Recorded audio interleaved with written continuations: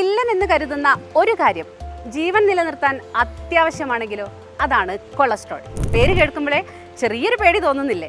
എന്നാൽ പേടിക്കേണ്ട ആവശ്യമൊന്നുമില്ല. നമ്മുടെ ജീവൻ നിലനിർത്താൻ അത്യാവശ്യമായി വേണ്ട മെഴുകു രൂപത്തിലുള്ള ഒരു കൊഴുപ്പാണിത്. നമ്മുടെ കോശങ്ങൾക്കും ഹോർമോണുകൾക്കും വിറ്റാമിൻ ഡി ഉൽപ്പാദിപ്പിക്കാൻ കൊളസ്ട്രോൾ അത്യാവശ്യമാണ്. പക്ഷേ അളവ് കൂടിയാലോ?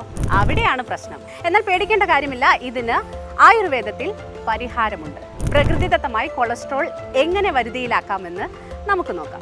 എല്ലാവർക്കും അറിയുന്ന 1-2 കാര്യങ്ങൾ പറഞ്ഞ് നമുക്ക് തുടക്കം. നമ്മുടെ ശരീരത്തിൽ 2 തരത്തിലുള്ള കൊളസ്ട്രോൾ ഉണ്ട്. അതായത് HDL എന്നറിയപ്പെടുന്ന നല്ല കൊളസ്ട്രോളും LDL എന്നറിയപ്പെടുന്ന ചീത്ത കൊളസ്ട്രോളും. നമ്മുടെ ശരീരത്തിലെ കൊഴുപ്പിനെ കരളിലേക്ക് എത്തിച്ച് പുറന്തള്ളാൻ സഹായിക്കുന്ന കൊളസ്ട്രോളാണ് HDL. ഇത് നമ്മുടെ ശരീരത്തിന് ആവശ്യമാണ്. അതുപോലെ തന്നെ LDL നമ്മുടെ ശരീരത്തിന് ആവശ്യമാണ്. പക്ഷേ അളവ് കൂടുന്നതാണ് പ്രശ്നം.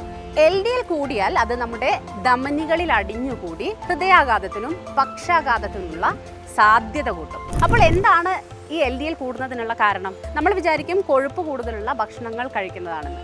എന്നാൽ അതുമാത്രമല്ല LDL കൂടുന്നതിനുള്ള കാരണങ്ങൾ. പ്രോസസ് ചെയ്ത ഭക്ഷണങ്ങൾ കൂടുതലായി കഴിക്കുക, ഉറക്കമില്ലായ്മ, മാനസിക സമ്മർദ്ദം എന്നിവയൊക്കെ LDL കൊളസ്ട്രോൾ കൂടുന്നതിനുള്ള ഘടകങ്ങളാണ്. അപ്പോൾ കൊളസ്ട്രോളിലെ ഈ ഒരു ഇൻബാലൻസിനുള്ള പ്രധാന കാരണം എന്താണെന്നറിയാമോ? അതായത് നമ്മുടെ കൊഴുപ്പ് കലകളിലെയും നമ്മുടെ ശരീരത്തിലെ ജലാംശത്തിലെയുമുള്ള ഒരു ഇൻബാലൻസ് ആണ് ഇതിന് കാരണമെന്നാണ് നമ്മുടെ തനത് ചികിത്സാ രീതിയായ ആയുർവേദം പറയുന്നത്.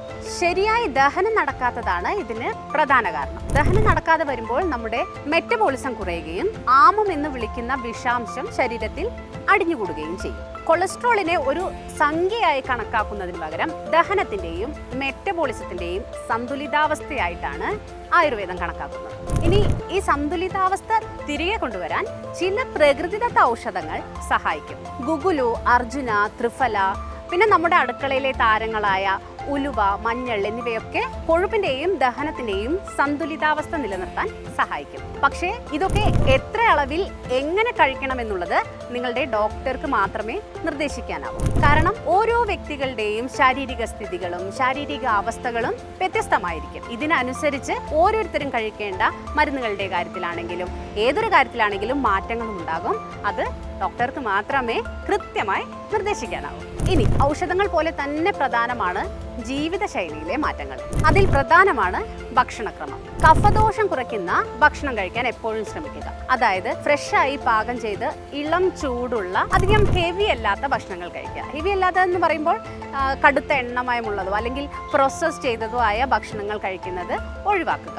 എളുപ്പത്തിൽ ദഹിക്കുന്ന ഭക്ഷണങ്ങൾ കഴിക്കാനും എപ്പോഴും ശ്രദ്ധിക്കണം. അടുത്തത് നമ്മുടെ ശീലങ്ങളാണ്. കൃത്യസമയത്തുള്ള ഭക്ഷണം, ദിവസേനയുള്ള വ്യായാമം എന്നിവയൊക്കെ ചിട്ടയായി തന്നെ പിന്തുടരാൻ ഒരു മടിയും കൂടാതെ ശ്രമിക്കണം.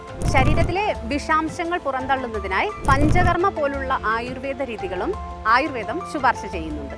ശ്രദ്ധിക്കുക, എപ്പോഴും അളവറിഞ്ഞ് കഴിക്കുക എന്നതാണ് ഏറ്റവും പ്രധാനം. അപ്പോൾ ഇനി കൊളസ്ട്രോൾ ഉള്ളവർ അതാലോചിച്ച് വിഷമിക്കേണ്ട കാര്യമില്ല.